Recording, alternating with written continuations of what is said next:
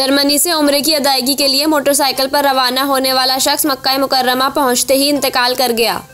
अरब media के मुताबिक 53 साला गाजी जासिम शोधे ने जर्मनी से मोटरसाइकिल पर मस्जिदुल हरम तक का सफ़र 73 दिन में मुकम्मल किया था। शाम से ताल्लुक़ रखने वाले गाजी जासिम मक्का की जानिब अपना सफ़र शुरू करते ही सोशल मीडिया के ज़रिए सफ़र के दौरान अपने तजुर्बात और चैलेंजेस को सार्फिन के साथ शेयर करते रहे थे। अरब मीडिया के मुताबिक मक्का मुकर्रमा में मस्जिदुल हरम पहुँचते ही गाजी जासिम का इंतकाल हो गया।